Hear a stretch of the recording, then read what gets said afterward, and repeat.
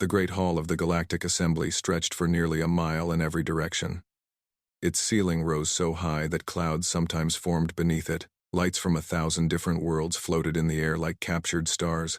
Representatives from 12 ancient races sat in their designated sections, each one believing themselves to be the most important species in the known universe. Ambassador Elena Vasquez stood at the small podium reserved for humanity. It was placed at the very back of the hall, near the doors where servants entered and exited. This placement was not an accident. For 127 years, humanity had stood in this same spot, asking the same questions, and receiving the same answers. The Council has reviewed Earth's petition for full membership, announced Councillor Valethkai. He was a Seraphine, a tall being with silver skin and 4 arms that moved like flowing water. His voice echoed through the hall with practiced authority. After careful consideration, we have decided that humanity is not yet ready for such responsibility. Perhaps in another decade, you will have matured enough to join us as equals. Elena kept her face perfectly calm. She had heard these words before. Her predecessor had heard them. His predecessor had heard them too. The answer was always the same. Not yet. Not ready. Too young. Too dangerous. May I ask what specific improvements the Council requires? Elena asked. Her voice was polite and respectful, just as she had been trained. Velethkai smiled the way an adult smiles at a child who has asked a silly question. Your species has existed for merely 200,000 years. You discovered fire only recently. You split the atom and nearly destroyed yourselves. You cannot expect to sit among races who have guided the galaxy for millions of years. Laughter rippled through the assembly. Elena heard it and noted which species laughed the loudest. She would remember. Furthermore, Velethkai continued, your people are too aggressive, too unpredictable. The monitors we have placed on your world continue to report concerning behavior, wars, conflicts, violence over resources you do not even need. Until humanity learns to control its base nature, you cannot be trusted with the responsibilities of Council membership. Elena bowed her head slightly. The people of Earth thank the Council for its guidance and wisdom. We will continue to work toward improvement. She returned to her seat and folded her hands in her lap. Around her, the representatives of other species whispered to each other. She caught fragments of their conversations. Words like animals and children and dangerous pets floated through the air. A message appeared on the small screen built into her chair. It was encrypted with codes that no alien technology could break, sent through channels that the Council did not know existed. The message contained only a few words. Phase 7 complete. All assets in position. Awaiting final signal. Elena deleted the message and allowed herself a small, private smile. 127 years ago, humanity had made first contact with the galaxy. Ships from the Seraphine Dominion had arrived in Earth's solar system just as humans were preparing to launch their first interstellar vessel. The timing was not a coincidence. The Council had been watching humanity for centuries, waiting for the moment when they would need to be managed. The Council had offered humanity a choice that was not really a choice. Accept protection and guidance, or face isolation and possible destruction. Earth's leaders had looked at the alien fleet hanging above their cities and understood the situation perfectly. They agreed to all terms. They smiled and nodded, and signed every document placed before them. But in secret, they made a different choice. Elena's grandmother had been one of the architects of what became known as the Long Plan. She had been a young diplomat when the aliens arrived, and she had seen the truth behind their kind smiles. The Council did not want to help humanity grow. They wanted to keep humanity small, controlled, safe, a pet species that would never threaten their ancient power. The Council placed monitors on Earth. They restricted human expansion to the solar system and a handful of nearby colonies. They banned certain types of research. They watched everything humanity did, looking for signs of rebellion or resistance. They found nothing, because humanity showed them nothing. What the Council did not see were the shipyards hidden in the darkness between stars. They did not see the research facilities buried beneath the ice of distant moons. They did not see the training camps where soldiers learned to fight in ways that no alien species had ever imagined. They did not see the intelligence network that spread across the galaxy like an invisible web, with human agents living as merchants and workers and students on 1,000 different worlds. For 127 years, humanity had smiled and bowed and said yes, of course, and We understand. And thank you for your wisdom. And while they smiled, they built. They prepared. They waited. Elena thought about her grandmother often. The old woman had died 30 years ago, never seeing the results of her work. But before she died, she had held Elena's hand and whispered words that Elena would never forget. They think time is their advantage, her grandmother had said. They live for thousands of years, and they think we are mayflies, here and gone before they notice. But that is their weakness. They are patient because they can afford to be. They have forgotten how to be hungry. They have forgotten what it means to want something so badly that you will wait 100 years to get it. We have not forgotten. We will never forget. The council session ended. Elena gathered her documents and prepared to leave. As she walked toward the exit, Councillor Velithkai approached her. His forearms moved in a gesture that was meant to appear friendly. Ambassador Vasquez, he said, I hope you understand that the Council's decision is for humanity's own good. You are a young species with great potential. But potential must be guided carefully, or it becomes destruction. Elena looked up at him. He was nearly 8 feet tall, and his silver skin reflected the lights of the hall like a mirror. He was beautiful and ancient, and absolutely certain of his own superiority. Of course, Counselor, she said. Humanity is grateful for the Council's patience and care. Velethkai nodded, satisfied. Good. I have watched your species since before your great-great-grandparents were born. I have seen you grow and stumble and grow again. In time, perhaps another few centuries, you may be ready to take your place among us. He walked away, his long robes trailing behind him. Elena watched him go. She thought about all the things he did not know. The ships, the weapons, the soldiers, the plans that had been refined and improved for over a century. She thought about the signal that waited to be sent, the word that would change everything. She thought about her grandmother's words. They have forgotten how to be hungry. Elena walked out of the great hall and into the corridor that led to the human embassy.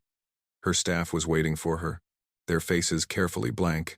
They had all been chosen for their ability to keep secrets. They had all been trained in the same schools, prepared for the same purpose.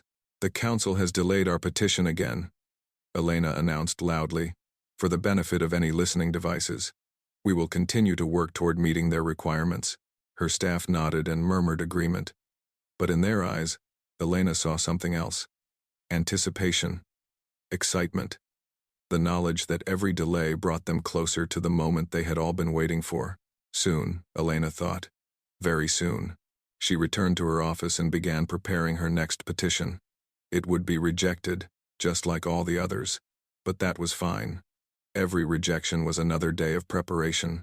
Every insult was another reason to continue.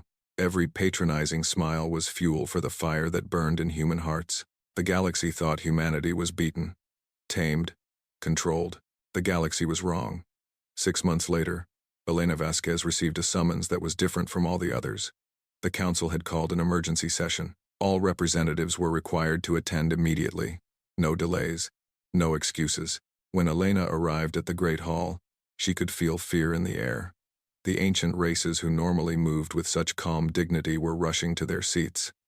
Conversation stopped when she entered. Eyes followed her as she walked to humanity's place at the back of the hall. Something had changed. Something had frightened the masters of the galaxy. Councillor Velethkai stood at the central platform. His silver skin had lost some of its shine.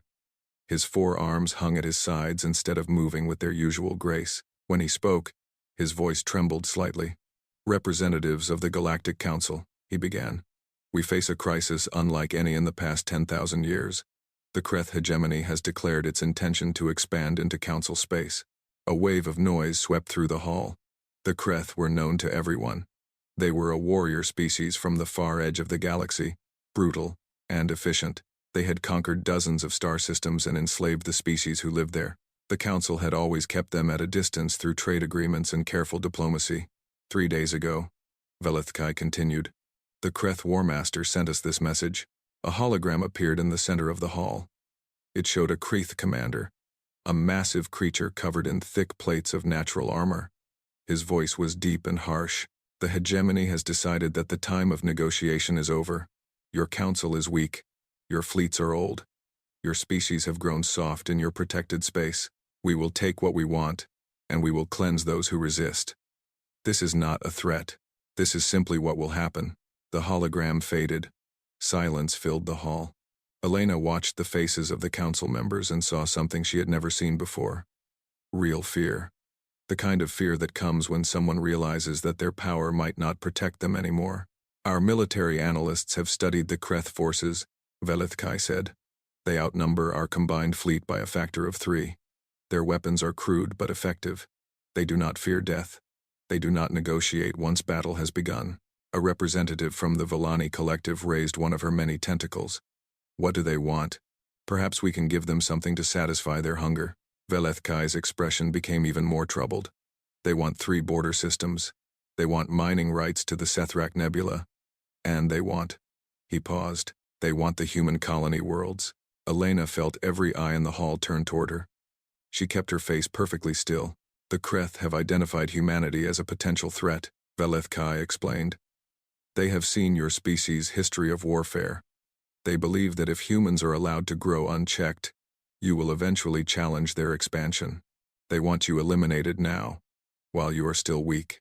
Another council member spoke up. The human colonies are outside our protected borders. We never guaranteed their safety. Perhaps this is a sacrifice we must consider for the greater peace. Murmurs of agreement spread through the hall. Elena watched as the ancient races nodded to each other. They were already planning to give humanity to the Kreth like a gift. A peace offering, a sacrifice to protect their own worlds. She had always known this moment would come. Every human leader for the past century had known it would come. The council saw humanity as useful pets at best and disposable tools at worst. When danger arrived, humans would be the first to be thrown away. Elena stood up from her seat. The hall fell silent. Representatives leaned forward, curious to see how the human ambassador would beg for mercy. Councillor Velithkai, Elena said, her voice clear and strong. I must inform you that Earth refuses to surrender its colonies. We refuse to abandon our people to the Kreth. We will not cooperate with any plan that involves the destruction of human lives. Velithkai stared at her. His forearms twitched with surprise. Ambassador, perhaps you do not understand the situation. Humanity has no fleet. You have no weapons capable of facing the Kreth. Your cooperation is not required. We are informing you of what will happen, not asking for your permission. I understand the situation perfectly, Elena replied. Better than you know. An older council member, a being of pure energy contained in a crystalline shell, spoke with annoyance. This is pointless. The human speaks as if she has a choice. Let us proceed with practical matters. I move that we formally declare a state of battle exists between council space and the Kreth hegemony, and that we authorize necessary sacrifices for collective survival. Seconded, said 3 voices at once. Then it is done, Velithkai announced. Let the record show that the Galactic Council has declared that a state of battle exists. All species will contribute according to their abilities. Necessary territorial adjustments will be made for the greater good. Elena smiled. It was not a polite diplomatic smile. It was something else entirely. Something that made the nearest council members lean away from her in sudden unease. You have declared battle, she said softly. Finally, she reached into her pocket and pulled out a small communication device. It looked simple, almost primitive, but it was connected to networks that the council had never detected, using technology that human scientists had developed in secret laboratories hidden across the galaxy. What are you doing? Velithkai demanded. Something we have been waiting 127 years to do, Elena answered. She pressed a single button and spoke clearly into the device. This is Ambassador Elena Vasquez. Authorization code, Omega-7. Execute the Prometheus protocol. I repeat, execute Prometheus. For a moment, nothing happened. The council members looked at each other in confusion.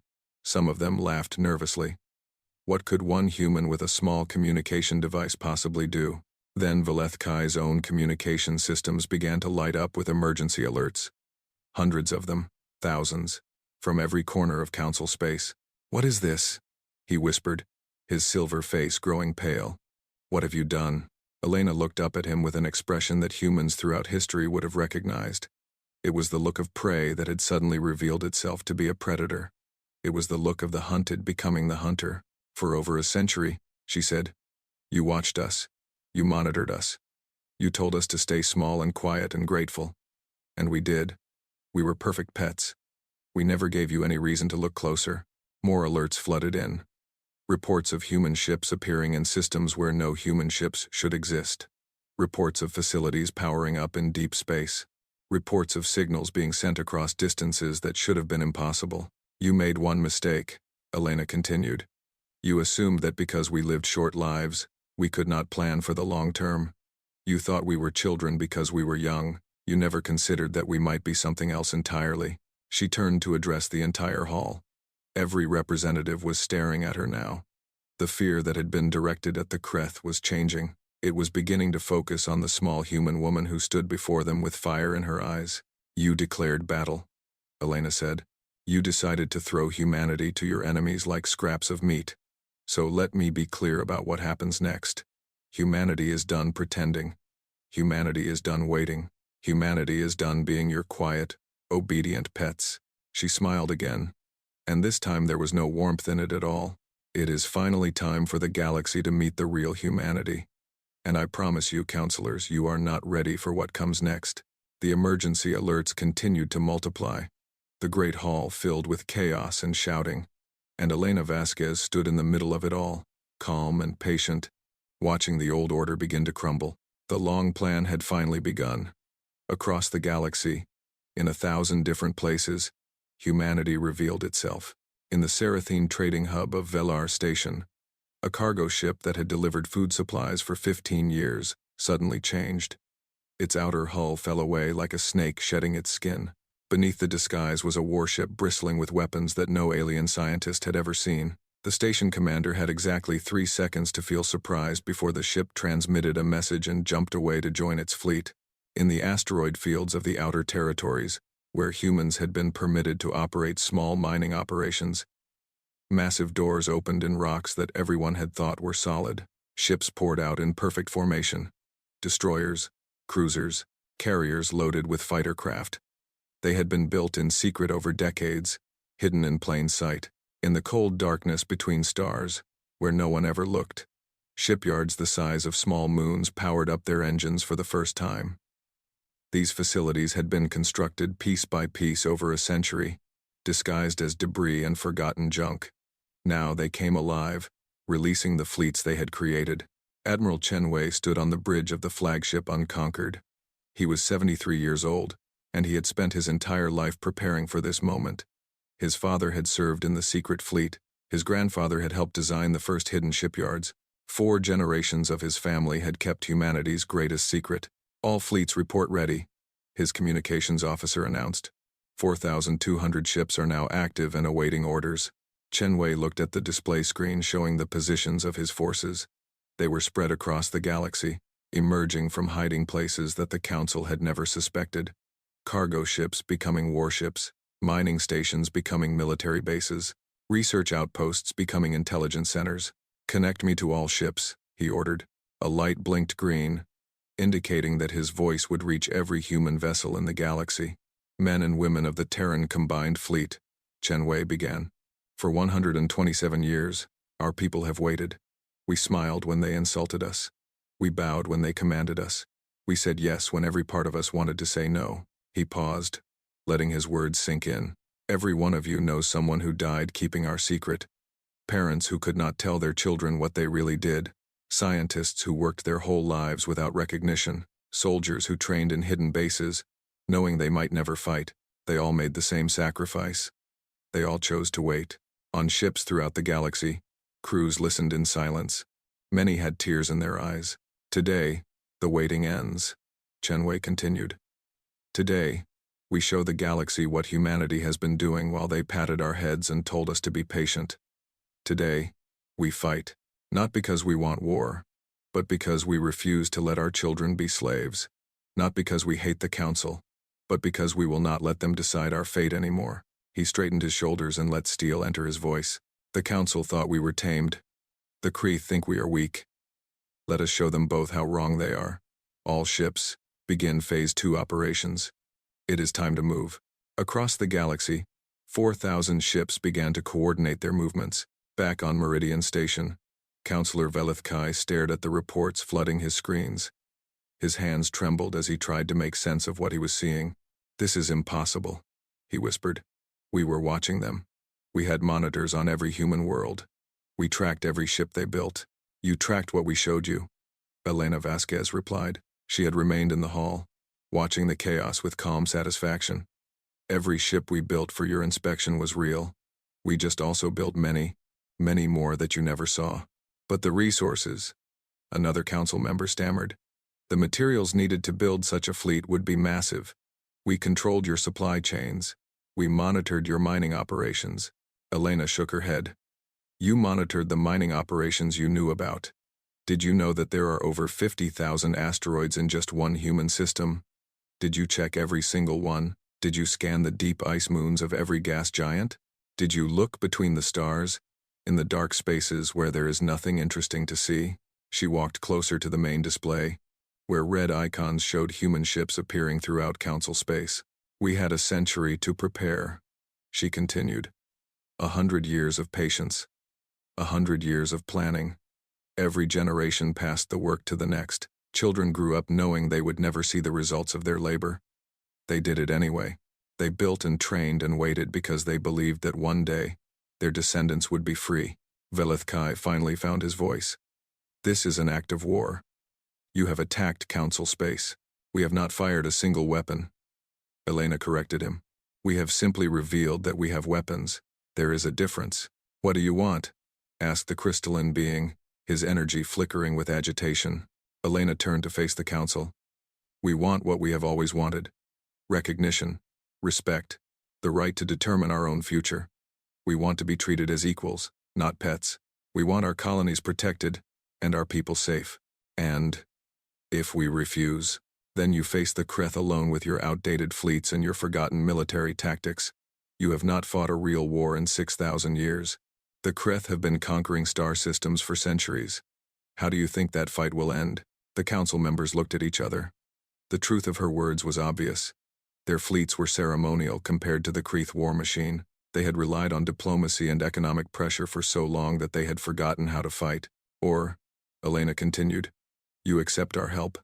Humanity will deal with the Kreth. We will protect council space. In exchange, you recognize us as a full member of the council, with all the rights and responsibilities that implies." "How can we trust you?" Velith Kai demanded. "You have deceived us for over a century. You have built an army in secret. How do we know you will not turn those weapons against us?" Elena's expression softened slightly. "Because we could have. We could have struck without warning. We could have destroyed your homeworlds while you slept. We had 100 years to plan your destruction, and we chose not to." She spread her hands. "We built this fleet to protect ourselves, not to conquer others. We hid because you gave us no choice. We waited because attacking you would have made us no better than the enemies we feared. We are not here to replace the council. We are here to stand beside it. But we will stand as equals, or not at all." A long silence filled the hall. The council members whispered among themselves. Some looked angry. Some looked frightened. But slowly, Elena saw something else in their eyes. Calculation, recognition of a new reality. Velith Kai finally spoke. "We will need to discuss this among ourselves. Such decisions cannot be made quickly." "Of course," Elena agreed. "But do not take too long. The Kreth are not known for their patience, and neither, in the end, are humans." She turned and walked toward the exit. At the door, she paused and looked back. "One more thing," she said. "Our fleet has already deployed to protect our colony worlds. Any attempt to surrender them to the Kreth, any attempt to use them as bargaining chips, will be considered an act of war against humanity. We came here offering partnership. I suggest you accept." Then she was gone, leaving the council to wrestle with a universe that had suddenly become much more complicated. In deep space, the Terran combined fleet continued to move. 4,000 ships, built in secret, crewed by men and women who had inherited a dream of freedom. They were ready to fight. They were ready to die if necessary. But more than anything, they were ready to show the galaxy that humanity was not a species to be controlled. They were a species to be reckoned with. The age of waiting was over. The age of humanity had begun. The Kreth Armada gathered at the edge of their territory like a storm preparing to break. 800 warships, each one covered in the scars of previous conquests. The Kreth did not believe in repairing battle damage. They wore it like medals, proof of their victories. War Master Grethnak stood on the bridge of his flagship, the Skull of Worlds. He had conquered 17 star systems in his career. He had personally killed the leaders of 4 species who had dared to resist him. He did not know fear, because nothing in the galaxy had ever given him a reason to learn it. The Council fleets are gathering at the border, his tactical officer reported. 53 ships, old designs, ceremonial crews. Grethnak made a sound of contempt. They send toys to fight warriors. This will not even be entertaining. There are also reports of human activity, the officer continued. Their hidden fleet has been detected moving through Council space. The humans. Grethnak's armored face twisted into something like a smile. Good. We will destroy the Council pets first. Then we will find their fleet and show them what war really means. He turned to address his captains through the fleet communication system. Warriors of the hegemony. Today we begin the conquest of the soft races. They have grown weak in their protected space. They have forgotten the taste of blood and the sound of dying enemies. We will remind them. Move the fleet to attack position. We strike within the hour. The Kreth Armada began to move forward. What happened next became known throughout the galaxy as the Battle of Kethvoran. It would be studied by military historians for centuries. It would change the way every species thought about warfare. It would become the moment when humanity announced itself to the universe. The Kreth had just finished forming their attack formation when space itself seemed to tear open. Ships appeared from nowhere, emerging from jump points that should not have existed. The Kreth used standard jump corridors, fixed paths through space that limited where ships could enter and exit a system. Everyone used standard jump corridors. It was simply how faster-than-light travel worked. Humanity had found a different way. 400 human warships materialized around the Kreth fleet, in positions that were mathematically impossible. They came from above and below, from the sides, and from within the formation itself. The Kreth, who had expected to chase down fleeing Council ships, suddenly found themselves surrounded. "What is this?" Grethnak demanded. "How did they do that?" Before anyone could answer, the human ships opened fire. The first volley was carefully calculated to cause maximum confusion. Human weapons were not crude like Kreth devices. They were precise. They targeted command centers, communication arrays, and engine systems.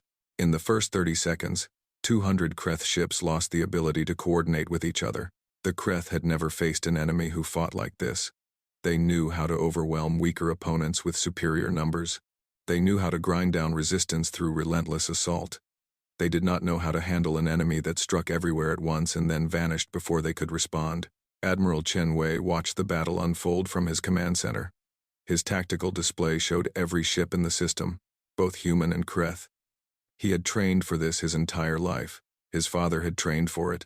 His grandfather had designed the tactics they were now using. Alpha Wing, pull back and reform at point 7, he ordered.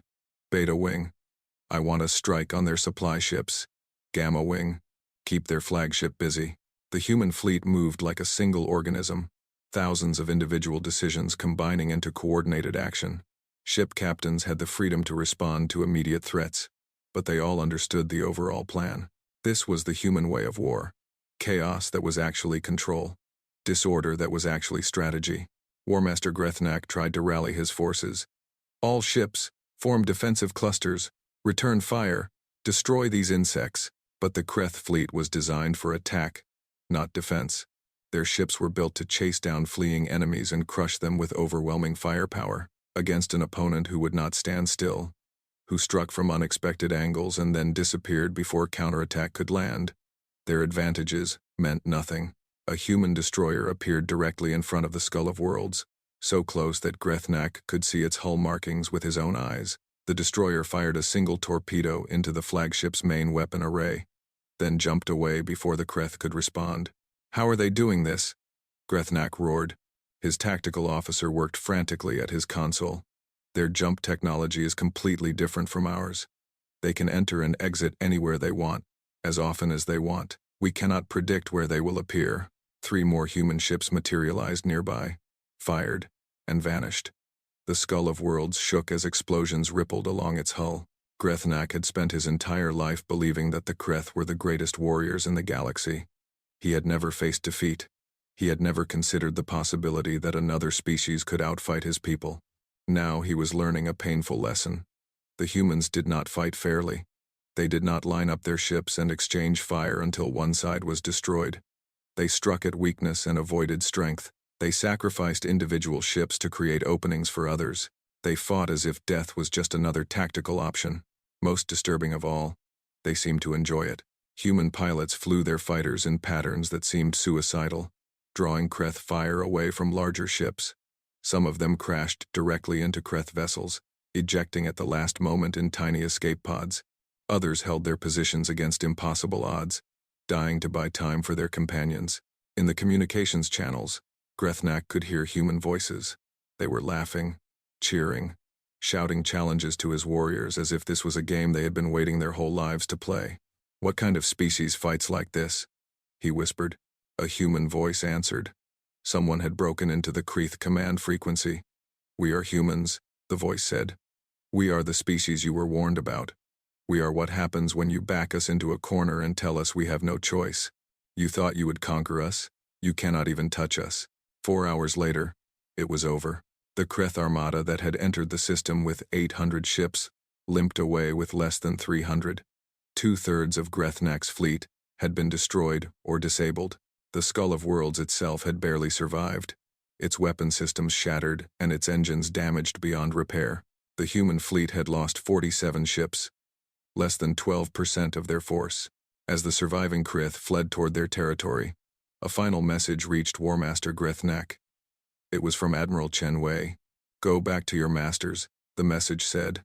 "Tell them what happened here.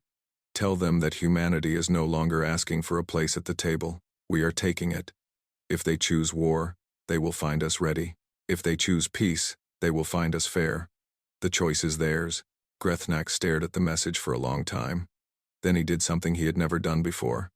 He ordered his fleet to retreat. In systems throughout Kreth space, their subject species were already beginning to rebel. Human agents had been working among them for decades, planting seeds of resistance that now bloomed into open revolt. 8 worlds declared independence within hours of the battle. More would follow. The Kreth hegemony, which had seemed unstoppable just days before, was beginning to crumble. And in the wreckage of Kethvoran, among the debris of 800 broken warships, humanity had sent a message that the entire galaxy could not ignore. The pets had become predators, and they were just getting started. 3 months after the Battle of Kethvoran, Elena Vasquez stood before the Galactic Council one final time, but everything had changed. The Great Hall was the same. The floating lights still drifted through the air like captured stars. The representatives of the 12 ancient races still sat in their designated sections, but now there was a new section near the center of the hall, built to accommodate humanity. And Elena no longer stood at a podium near the servants' entrance. She stood at the central platform, where only council members were permitted to speak. The months since the battle had been busy. The Kreth hegemony had collapsed faster than anyone expected. Without their fleet to enforce obedience, their subject species had risen up one by one. Human support had helped, but the real force behind the revolutions was simple: hope. For the first time in centuries, the enslaved peoples of the hegemony believed freedom was possible. The remaining Kreth leadership had sued for peace. They agreed to withdraw from all conquered territories. They agreed to pay reparations to species they had harmed. They agreed to never again threaten council space or any of its members, including humanity. The council had watched all of this happen with a mixture of relief and growing unease. They had been saved from the Kreth, but the species who had saved them was now far more powerful than any of them had imagined. Councillor Velethkai rose to speak. His silver skin had lost much of its glow in recent months. He looked tired in ways that Elena had never seen before. "Ambassador Vasquez," he began, then corrected himself. "Councillor Vasquez, now that humanity has officially joined our assembly, the council has asked me to express our gratitude for your assistance against the Kreth threat.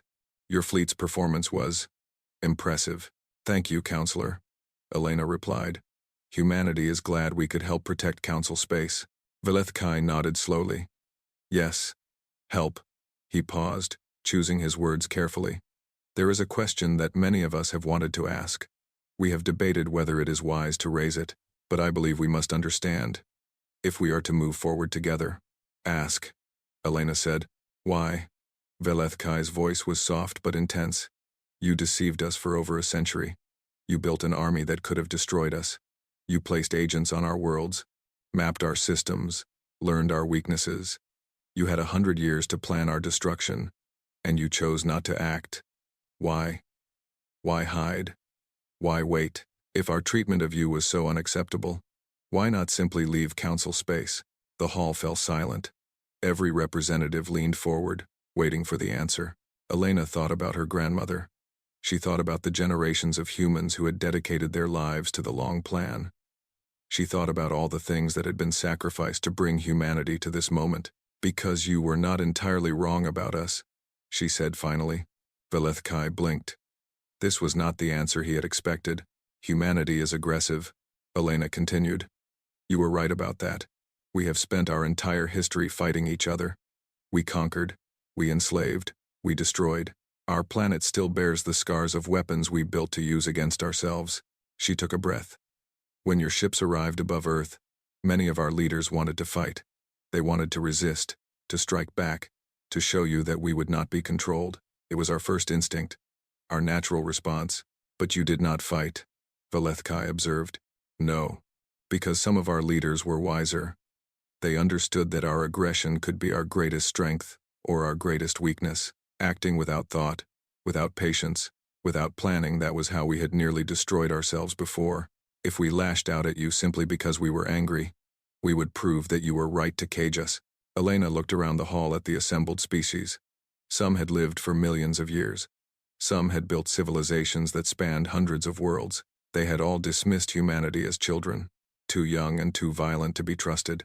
You gave us a century to grow up, she said, to learn discipline, to master ourselves before we tried to master our situation. Every time you delayed our petition, every time you spoke to us like we were pets, we wanted to act. We wanted to show you what we could do. But we did not.